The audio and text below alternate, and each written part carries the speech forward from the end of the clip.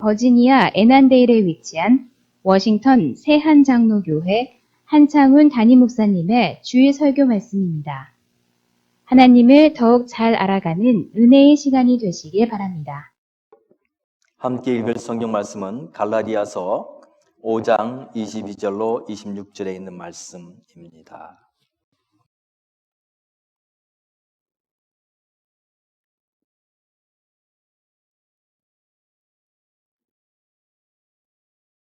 같이 한 목소리로 읽겠습니다.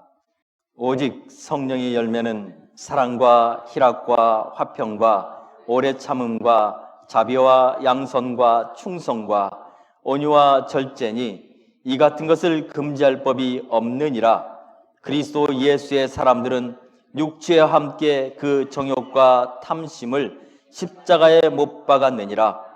만일 우리가 성령으로 살면 또한 성령으로 행할지니 헛된 영광을 구하여 서로 노엽게 하거나 서로 투기하지 말지니라. 아멘. 우리는 코로나 바이러스라고 하는 전혀 생각지 못했던 이 병으로 인해서 오랫동안 기다리며 살았습니다. 사람들을 만나는 것도 어려웠고, 가야 할 곳을 가는 것도 어려웠고, 심지어는 예배를 드리러 교회에 오는 것도 쉽지 않았습니다. 모든 것이 제약되어 있는 속에서 우리는 지난 1년을 보냈습니다. 기다려야 했습니다. 왜냐하면 될 수 있는 한 이 감염률을 낮추기 위해서 정부의 방침에 따라 기다려야 했습니다. 이제 기다렸던 그 보람이 있습니다. 감염률이 낮아졌고 이제는 모든 제약이 해제되었습니다.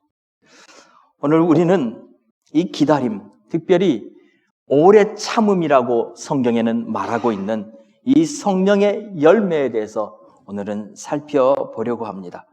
오래 참는다는 것은 여러 가지 상황 속에서 이해될 수 있습니다. 상황이 허락지 않기 때문에 기다려야 해서 오래 참는 경우가 있고, 또는 사람들을 참는 것도 오래 참는 것이며, 어떤 시간이 될 때까지 기다리는 것도 오래 참는 것입니다. 오래 참는 것을 잘하는 사람들은 그만한 대가를, 그만한 보상을 얻게 됩니다. 오늘 우리는 이 오래 참음에 대해서, 이 오래 참음이 오늘 성령의 열매라고 말하는 그 9가지 중에 하나인데, 오늘 우리에게는 어떤 영향을 주고 있고, 이 오래 참음이 오늘 우리에게 어떤 유익을 주는지 한번 살펴보려고 합니다. 이 오래 참음이라고 갈라디아서 5장 22절에 나오는 이 헬라어 단어는 인내라고도 다른 성경에서는 말합니다. 근데 이것은 정확한 그 헬라어 어원상의 정의를 보면 힘이 없어서 어쩔 수 없이 참는 것이 아닙니다. 이 오래 참음이라는 것은 하나의 힘입니다. 어떤 힘이냐면 얼마든지 움직일 수 있지만, 그러나 기다림으로 더 좋은 결과를 얻기 위해서 기다리는 힘입니다. 없는 힘이 아니에요. 있어요. 근데 그것을 컨트롤하고 있는 힘이라는 것이, 이게 오래 참음입니다. 성경에서는 이 오래 참음에 대해서 여러 군데에서 말을 해줍니다. 시편 103편 8절에 보면 여호와는 긍휼이 많으시고 은혜로우시며 노하기를 더디하시고 인자하심이 풍부하시도다 라고 말할 때 노하기를 더디하신다 라는 말, slow to anger 라는 말을 오래 참음이라고 같은 헬라어를 사용하고 있습니다. 또 시편 145편 8절에도 동일하게 노하기를 더디하신다라고 말해요. 이 말은 둘 다 다윗이 고백하는 거예요.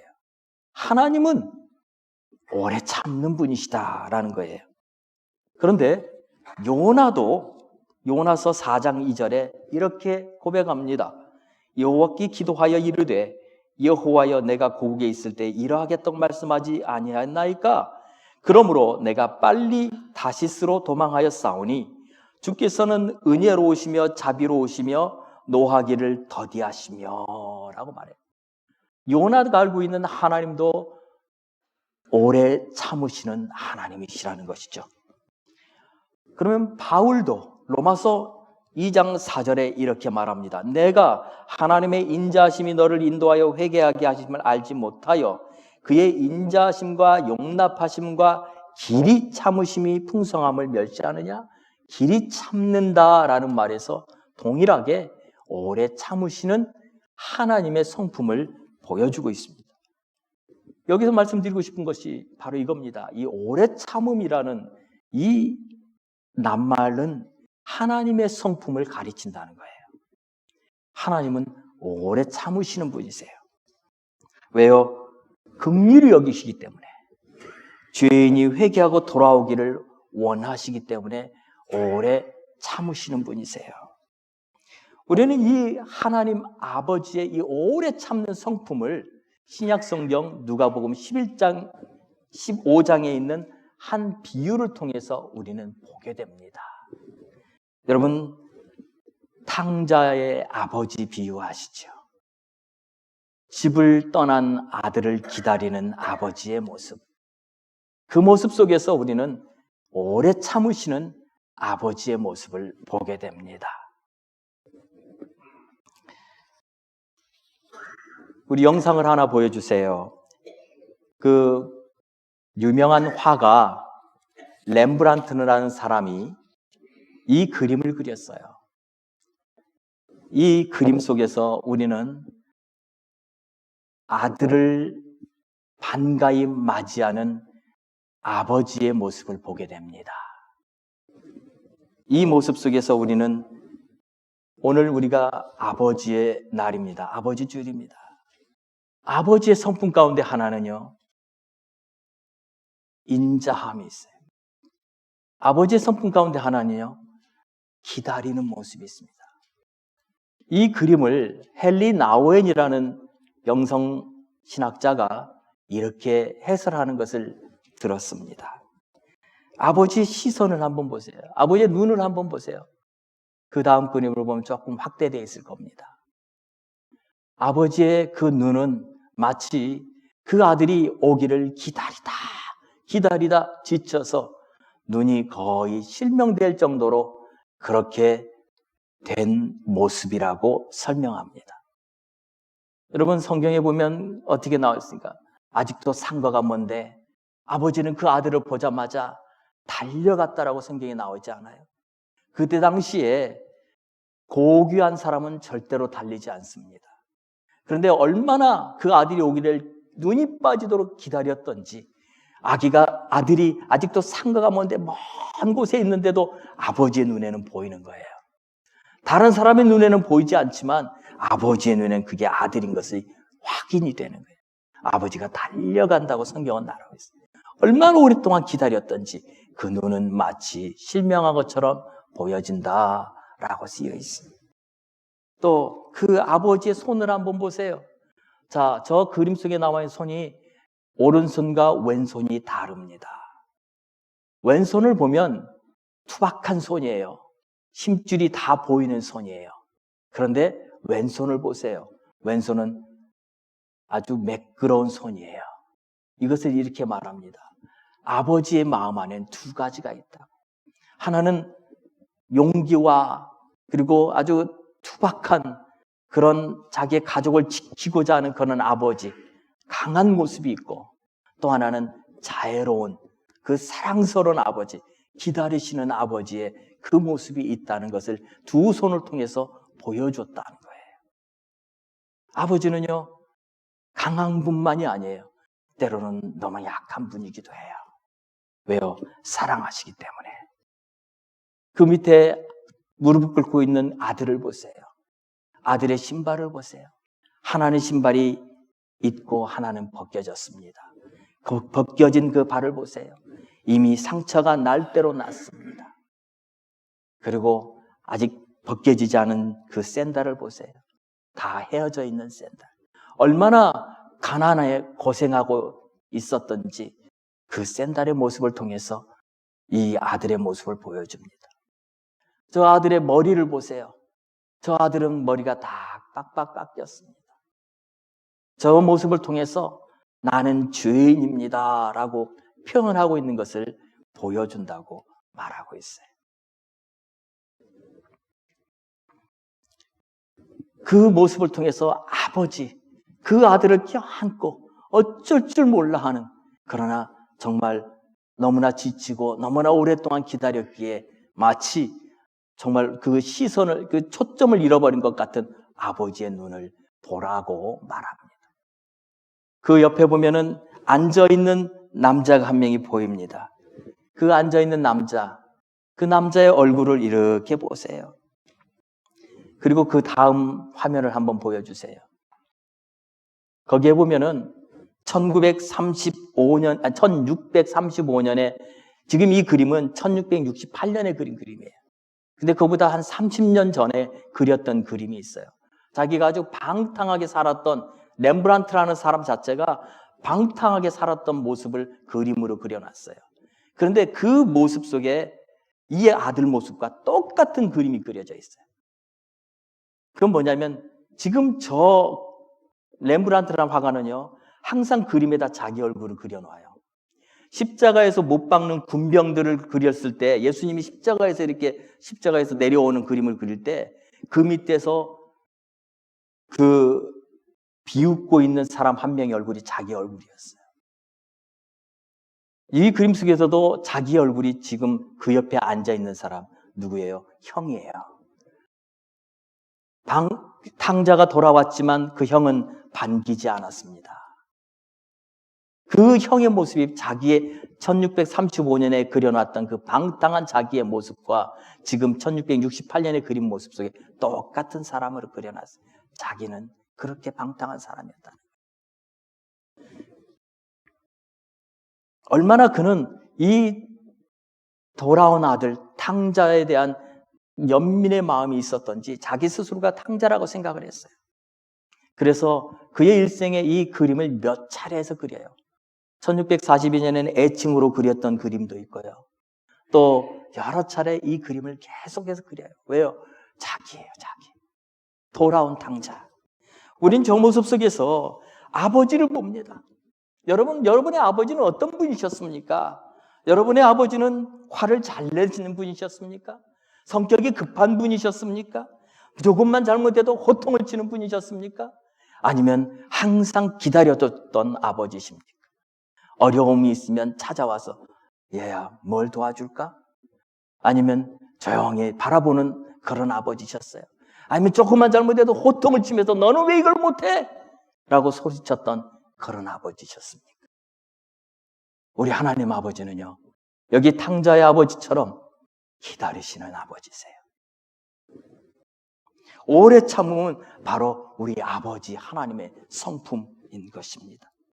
아버지 나를 맞이해서 여러분들을 기다려주셨던 아버지가 아직 살아계시다면 그 아버지에게 가만히 고맙습니다 말씀해 주시지 않겠습니까?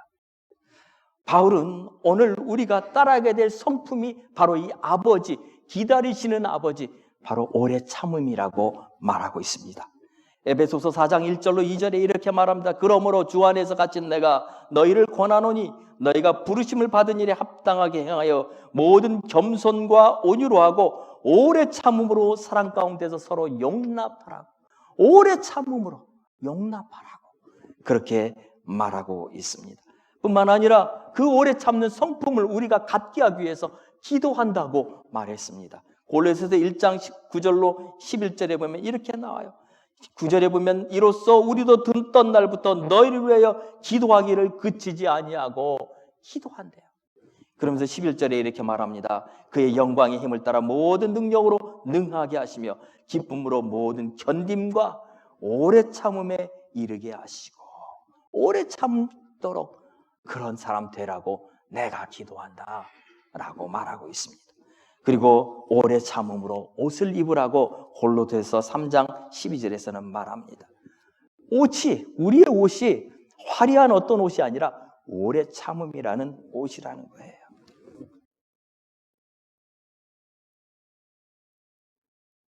왜요?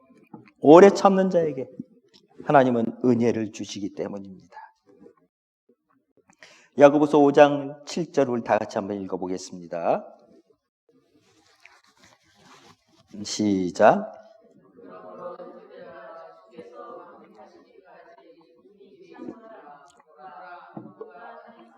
귀한 열매를 바라고 길이 참아 이른 비와 늦은 비를 기다리나니. 길이 참으라고, 오래 참으라고. 우리에게 그렇게 말하는 이유가 뭡니까? 야고보는요, 좀 더 실제적인 이야기를 해줘요. 야고보서 1장 2절로 4절에 보면 이렇게 말해요. 내 형제들아, 너희가 여러 가지 시험을 당하거든 온전히 기쁘게 여기라. 이는 너희 믿음의 시련이 인내를 만들어내는 줄 너희가 알미라. 시련이 있대요. 근데 그 시련이 우리에게 인내를 만든답니다. 그러면서 이렇게 말합니다. 인내를 온전히 이루라. 이는 너희로 온전하고 구비하여 조금도 부족함이 없게 하려 함이라. 오래 인내하라는 거예요. 왜요? 이유는 두 가지예요. 여기서 말하는 온전하고 구비한다는 말은 성숙해진다는 말이에요. 성숙하게 되기 위해서. 두 번째, 부족함이 없게 하기 위해서. 인내함으로 우리는요, 성숙해져요. 그것이 하나님의 모든 그리스도인들에게 원하는 것입니다. 야고보가 강조한 게 뭐예요? 인내예요. 시련이 올 때 인내하라는 거예요. 왜요? 그것은 우리로 성숙한 사람으로 만들게 되기 때문이라는 거예요.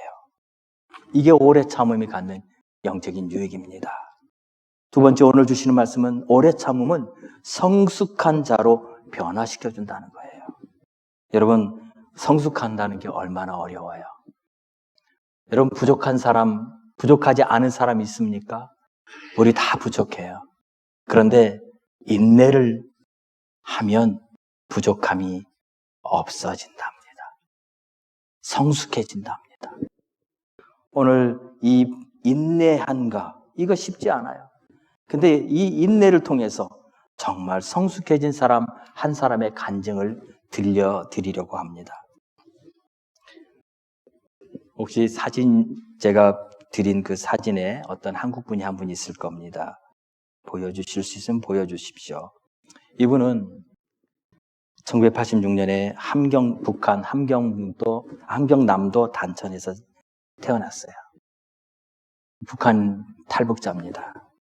1994년에 김일성이 죽고 난 이후에 북한에는 고난의 행군이라고 하는 아주 어려운 시간들이 있었습니다. 12살 때 너무너무 배가 고파서 어머니와 함께 탈북을 합니다. 중국으로 갔습니다. 중국에 가면 자기의 새아버지의 가족들이 중국에 살고 있는 것을 알았기 때문에 가서 도움을 받기 위해서 갔어요. 그런데 탈북민이 중국에서 살 수 없다는 것을 깨닫고 다시 돌아옵니다. 그 고모 할머니한테 $200 딱 받아가지고 그거 가지고 북한에 돌아가면 장사를 할 수 있을 거라고 생각하고 돌아가는데, 갈 때는 2월 달이었으니까 두만강이 얼어붙어서 그 얼음 위로 걸어갈 수 있었지만, 돌아올 때 보니까 3월 달에는 벌써 눈이 녹고 얼음이 녹아서 도저히 건너갈 수가 없었답니다. 결국에 어머니와 함께 중국 국경에서 돈을 조금 더 벌고 가자고 결단을 내리고 다시 얼 때까지 기다리자고. 그러나 중국에서 북한 탈북민들이 할 수 있는 것이라고는 굉장히 제한되어 있었습니다. 특히나 12살짜리 아들을 데리고 있는 어머니가 일할 수 있는 곳은 아무 데도 없었습니다. 그래서 사람들이 말하기를 너는 먼저 돌아가라. 어머니는 여기서 일을 할 수 있으면 일을 할 수 있도록 하겠다. 그 말을 철석같이 믿고 12살 아들이 혼자 두만강을 헤엄쳐서 도망을 옵니다. 물론 오자마자 잡히죠. 그래서 잡혀서 할머니가 줬던 $200 다 뺏기고 결국에 간신히 살아서 집에 돌아왔지만 집이 이미 다른 사람 소유가 되어버리고 말았어요. 다시 어머니를 찾아서 다시 탈북을 합니다. 그러나 어머니를 만나지 못해요. 그러기를 수개월을 지나 거의 1년이 됐을 때 어머니를 만나요. 알고 보니까 어머니는 자기는 북한으로 다시 돌아오고 어머니는 거기서 그 자기들한테 어머니 남겨놓고 가라고 한 사람들에 의해서 팔렸다는 거예요. 안타까운 이야기들이에요.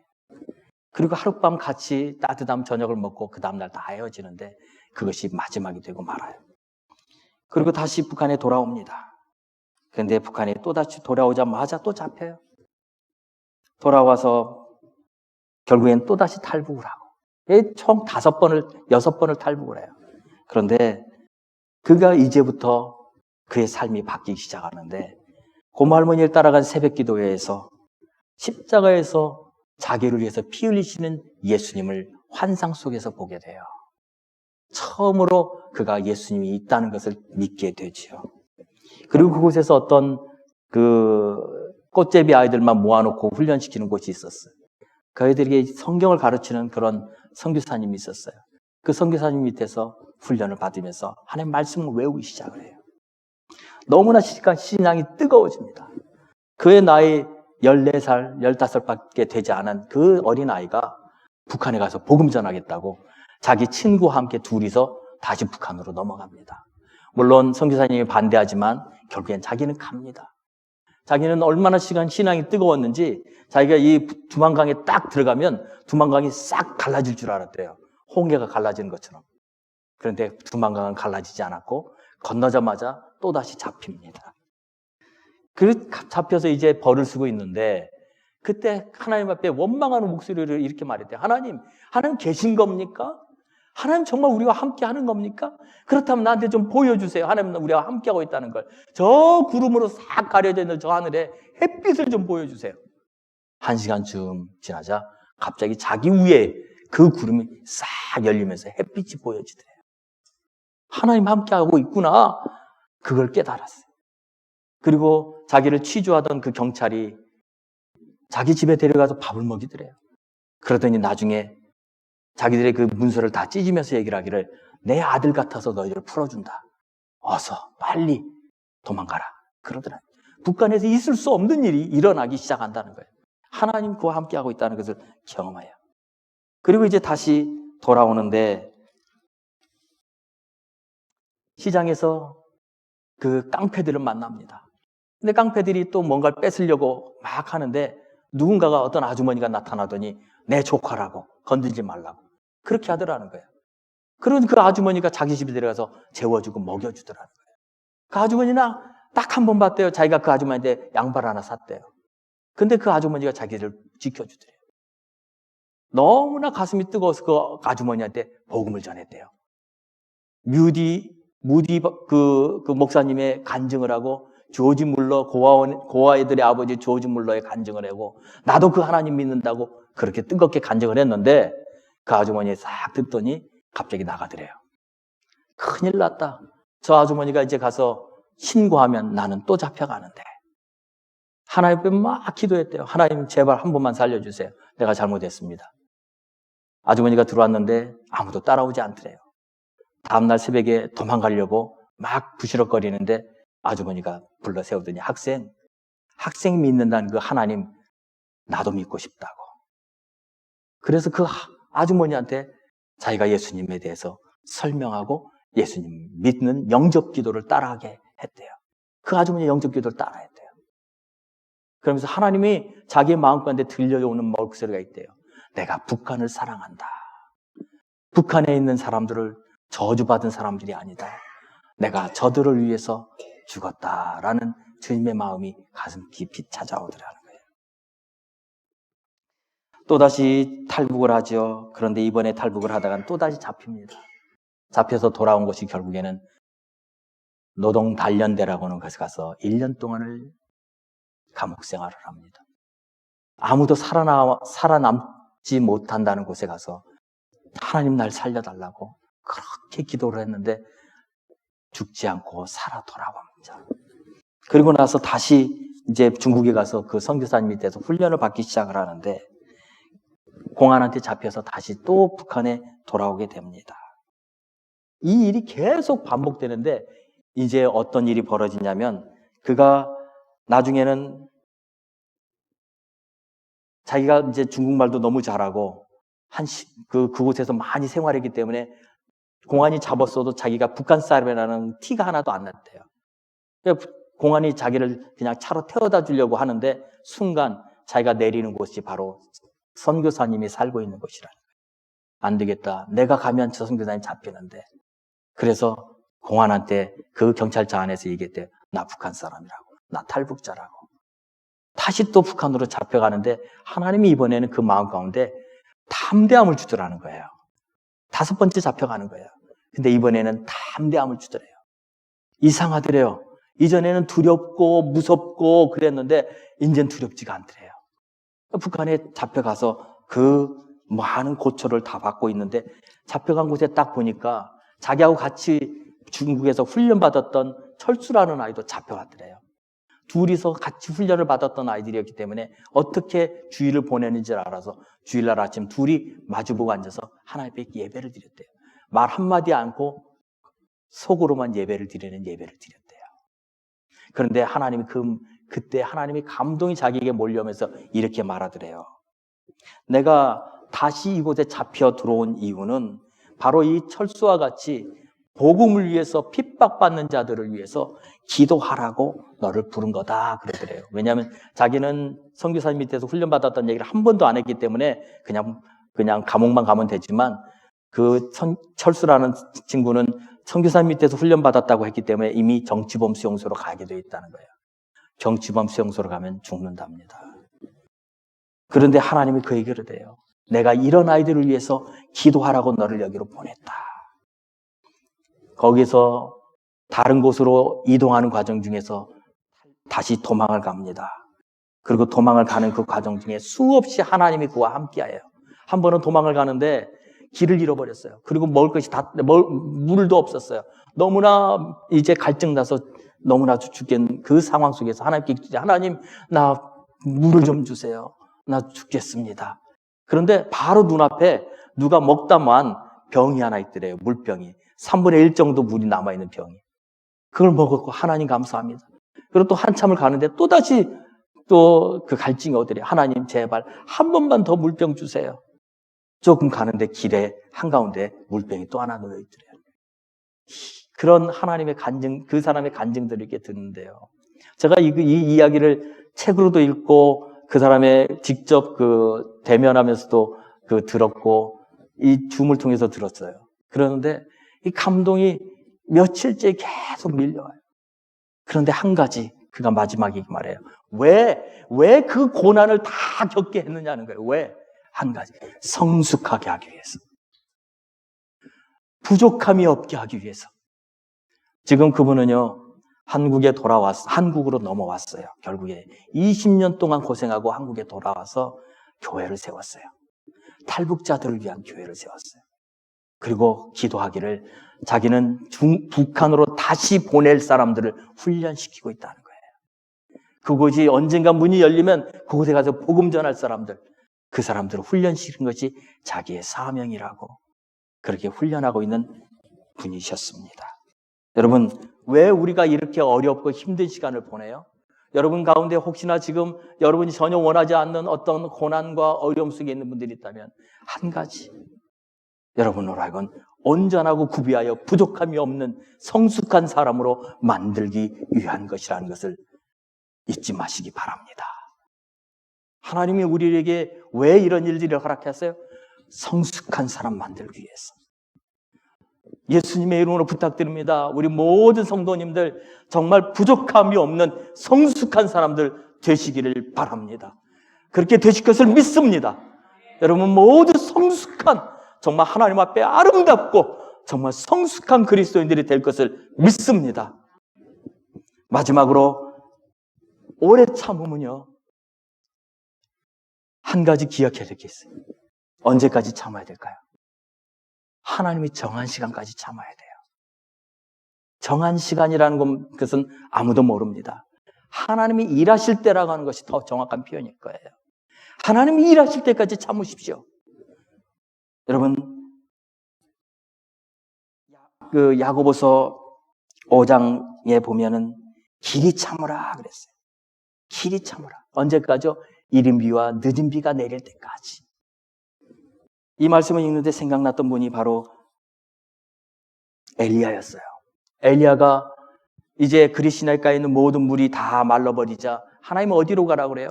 이방 땅 사렙다라는 곳으로 가라고 그래요. 거기 가서 사렙다라는 그 지방의 한 과부를 만나요. 그리고 그 집에서 이제 먹고 살아요. 그런데 얼마나 오래 산 줄 아세요? 그 집에서 3년을 살아요. 그런데 그 나중에 돌아보니까 3년이지 처음에는 그게 6개월이 될지 1년이 될지 2년이 될지 아니면 그보다 더 길지 몰랐던 거죠. 하나님 좀 보내려면 부자 아주 잘 먹고 잘 사는 사람 집에 보냈으면 좋겠는데 그날 먹고 그날 그 마지막 먹고 죽을 수밖에 없는 그런 가난한 집에 보내셔서 그곳에서 3년을 산다고 생각해 보세요. 여러분 그거 쉬운 삶이었을까요? 아니야. 무엇보다도 어려운 것은 먹고 사는 것이 아니라 왜 그곳에 그렇게 오랫동안 기다리게 하고 있느냐 하는 거였어요. 여러분 사람들은요 지쳐요. 아무 일도 일어나지 않는 곳에서 매일 똑같은 삶을 사세요. 살아보세요. 지치게 됩니다. 아마 엘리야도 그랬을 거예요. 조금만 기다리면 되겠지. 아합만 죽으면 돌아가야지. 아니면 하나님 부르시면 나 가야지. 그런데 하나님 부르시지 않아요. 아합은 죽지 않아요. 그러기를 무려 3년이 지나요. 그런데 그때마다 그는 얼마나 힘들었을까요? 그 사렙다 과부 그 두 사람에게는 짐이지 않았겠어요? 왜 하나님 돌아가라고 하지 않지? 그렇게 하루하루를 보내던 그런데 하나님이 그로 하여금 내가 너를 여기 있게 하는 이유가 있다는 걸 깨닫게 해주는 사건이 일어나요. 그게 뭐냐면 그 사렙다 과부의 아들이 병이 들어 죽게 됩니다. 열왕기상 17장 17절에 보면 이렇게 성경은 써 있어요. 이 일 후에 그 집 주인 되는 여인의 아들이 병들어 증세가 심히 위중하다가 숨이 끊어진지라. 그 아들이 병이 점점점 심해질 때마다 함께 사는 이 엘리야의 마음이 얼마나 무거웠겠어요. 그리고 하나님 앞에 얼마나 부르짖었겠어요. 하나님 이 아이 살려주세요. 이 여인에게는 이 아이가 유일한 소망이에요. 이 아이밖에 없습니다. 하나님 살려주세요 라고 수없이 기도했을 거예요. 그러나 그의 기도는 아무런 효력이 없었고 아이는 죽고 맙니다. 그래서 그 여인이 이 엘리야를 붙잡고 하소연을 하죠. 뭐라고 그래요? 하나님의 사람이여 당신이 나와 더불어 무슨 상관이 있기로 내 죄를 생각나게 하고 또 내 아들을 죽게 하려고 내게 오셨나이까? 라고 말해요. 지금 이 모든 원인이 당신이라고 그렇게 말하고 있는 거예요. 아니 엘리야하고는 아무 관계 없는 거예요. 그런데 이 여인이 너무나 답답하고 마음이 아프니까 엘리야를 붙잡고 당신 때문에 내 아들이 죽었지 않습니까? 라고 막 소리를 지르는 거예요. 그 얘기를 들었을 때 엘리야 가슴이 얼마나 아팠을까요? 하나님은 부르지도 않고 상황은 변하지도 않고 자기가 그래도 그 집에서 좀 덕을 보고 그 집에서 이렇게 함께 생활하고 있는 집 아들이 죽었는데 자기가 할 수 있는 것은 아무것도 없고 답답하고 괴로웠을 거예요. 그는 그 아이를 자기의 침상에 올려놓고 하나님 앞에 부르짖고 기도합니다. 하나님 살아계시다면 이 아이를 살려주시고 하나님 살아계시다면 이 가정을 지켜달라고 부르짖으며 기도했을 거예요. 그런데 어떤 일이 일어납니까? 열왕기상 10장 22절에 여호와께서 엘리야의 소리를 들으심으로 그 아이의 혼이 몸으로 돌아오고 살아난지 하나님이 살아계셨다는 걸 보여주셨어요. 그러자 어떤 일이 벌어집니까? 그 여인이 엘리야에게 이렇게 말해요. 내가 이제야 당신은 하나님의 사람이시요 당신의 입에 있는 여호와의 말씀이 진실한 줄 아노라. 이 말이 얼마나 중요한 말이었냐 하면 지금 엘리야는요 자기가 왜 이곳에 있는지 왜 기다려야 되는지 왜 오래 참아야 되는지 모르고 있었습니다. 잠깐 있다 가겠지. 그리시나이가에서도 그랬던 것처럼 여기 사렙다에서도 조금 있으면 가겠지. 하나님이 나를 이곳으로 보내시겠지 라고 생각했는데 그 시간이 3년이 지나는 동안 물론 돌아보니까 3년이지 그때 시간은 그게 10년이 될지 20년이 될지 전혀 알 수 없는 시간이었죠. 괴롭고 괴로운 시간이었지만 이 여인의 말을 통해서 그는 깨닫게 돼요. 당신은 하나님의 사람이시오. 그 말은 하나님이 들려주는 말씀과 똑같았어요. 너는 내 일을 위해서 내가 부른 사람이다. 내가 너와 함께하고 있다는 것을 그 순간에도 깨닫게 해주셨던 것이죠. 오래 기다렸습니다. 언제까지요? 하나님의 시간이 될 때까지. 결국에 하나님 그를 부르시고 그가 다시 이제 돌아옵니다. 그런데 돌아와 보니 어떤 일이 일어납니까? 열왕기상 18장 2절에 보니까 이렇게 기록돼요. 사마리아의 기근이 심하였더라. 아직도 때가 안 됐다는 거예요. 돌아왔는데, 하나님이 이제 돌아오라고 그래 돌아왔는데 아직도 때가 안 됐더라는 거예요. 아직도 기근이 심했어요. 물론 그때부터 하나님의 역사가 일어나기 시작하죠. 여러분, 우리에게 일어나는 조그마한 일들은요, 어떻게 보면 하나님은 우리로 하여금 하나님이 함께하고 있다는 사실을 보여주는 조각 같은 것들입니다. 때로는 우리는 그냥 지나칠 수 있는 것들이에요. 그러나 그렇지 않습니다. 하나님 지금 여러분과 함께하고 있다는 이 사실을 순간마다 깨닫게 해주기 위해서 크고 작은 일들을 일으켜주고 있다는 사실이에요. 무조건 일어나는 일들이 아니에요. 여러분, 하나님 여러분이 일하기를 원합니다. 언제요? 하나님이 일하실 때. 하나님이 일하실 때까지 기다리십시오. 하나님이 일하실 때 여러분을 사용하실 거예요. 그때까지 우리가 할 일이 뭐예요? 기다리는 거예요. 믿음으로. 오래 참는 거예요.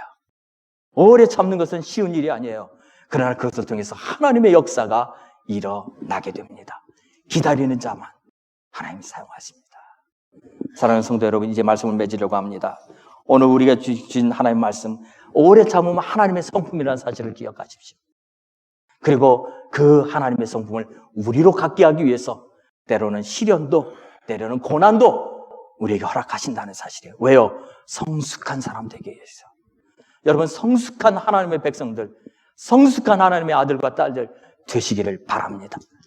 그리고 그 일을 이루시기 위해서 하나님의 정한 시간까지 묵묵히 믿음으로 기다리시는 여러분 되시기를 예수님의 이름으로 부탁드립니다. 기도하겠습니다. 이 시간 같이 한번 기도합시다. 하나님, 이 시간에 우리에게 그 믿음 주십시오. 오래 참을 수 있는 믿음, 그 믿음 주십시오. 같이 합심으로 기도합니다. 할렐루야. 살아계신 아버지 하나님, 오래 참는 것이 너무나도 어렵습니다. 오래 참는 것이 쉽지 않습니다. 그래 때로는 우리는 너무 힘듭니다. 하나님, 언제까지요? 언제까지요? 라고 말해서 하나님의 때를 기다리지만 하나님 때가 오는 것 같지 않아서 너무나도 마음이 아프고 힘들 때가 많습니다. 그러나 하나님, 오래 참음으로 하나님의 역사를 경험하는 우리 모든 성도들 되게 하시고 그 과정을 통해서 성숙한 하나님의 사람들로 새롭게 변화되게 하여 주옵소서. 인내하는 하나님 앞에 정말 기다리는 하나님의 믿음의 사람들 되게 하여 주옵소서. 예수님의 이름으로 기도하옵나이다. 아멘.